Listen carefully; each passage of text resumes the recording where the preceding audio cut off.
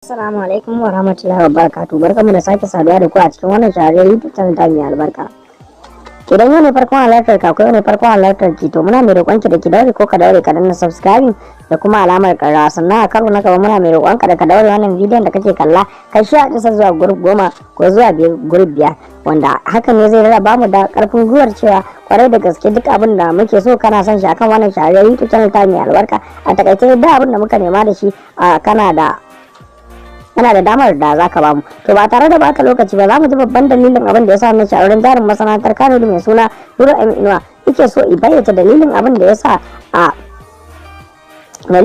sa suka yi fada da wannan shahararren jarin masana'antar Kannywood mai suna Adam A Zango. Shi da wannan shahararren jarin masana'antar Kannywood mai suna Adam A Zango, duk wanda yake kallon fina-finai ko kuma yake bibiyar mu a cikin wannan YouTube channel ta hanyar albarka, musamman ma a lokacin da wannan shahararren jarumin Kannywood mai suna Adam A Zango yake shirin sakin album ɗinsa ake fada da shi, yana da wata babban matsala guda ɗaya wacce matsala ce wacce take a fayyace ba goye ba. Shi da wannan shahararren jarumin masana'antar Kannywood ya kasance ne sarkin fada ne, duk abin da ake yi musamman ma a cikin masana'antar Kannywood shine ya fita da husuma, musamman ma da wannan jarumi mai suna Garzalimi ko ya samu wannan shahararren jarumin masana'antar Kannywood mai suna Adam A Zango yake ba shawara kan irin yanayin fadace-fadancen da yake yi, musamman ma a bangaren waɗanda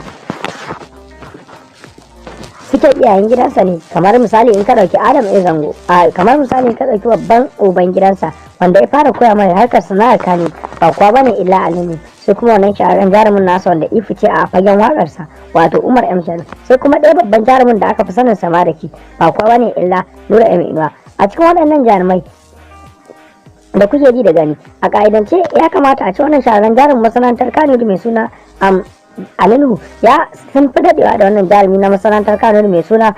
Adam A Zango, amma hakan ya sa dadewar da suka yi da wannan jarumin masana'antar Kannywood mai suna Nura M Inuwa ba su dadewar da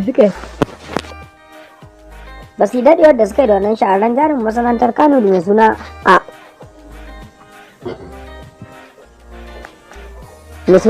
Alinuhu ba don komai ba saboda yanayin jita-jitan da ake yada sama da a kusa da kunnen Alinuhu, wanda hakan ya sa wannan shahararren jarin masana'antar Kannywood mai suna Alinuhu ya daina yadda da duk abin da mutane suke zuwa su faɗa mai game da wannan a shahararren jarin masana'antar Kannywood mai suna Adam A Zango, wanda hakan ne cikin da Allah wannan shahararren jarin masana'antar Kannywood tun baya yadda har iso mai yadda da abin da ake faɗa mai saboda wannan jarumi mai suna Adam A Zango ina yin abin da bai dace ba, musamman ma da lokacin da wannan shahararren jarin masana'antar Kannywood mai suna Alinuhu ya ji duk abin da yake faruwa da kunnansa, wanda hakan ya so ya yanke mu'amalar da take tsakaninsa da wannan jarumi na masana'antar Kannywood mai suna Alinuhu, wanda ba tare da bata lokaci ba za mu ci gaba da kawo muku shirye-shiryenmu musamman na izar su labari na gidan Badamasi da kuma sauran fina-finai da kuka saba sani, amma ku kasance masu danna subscribing da kuma alamar karawa domin samun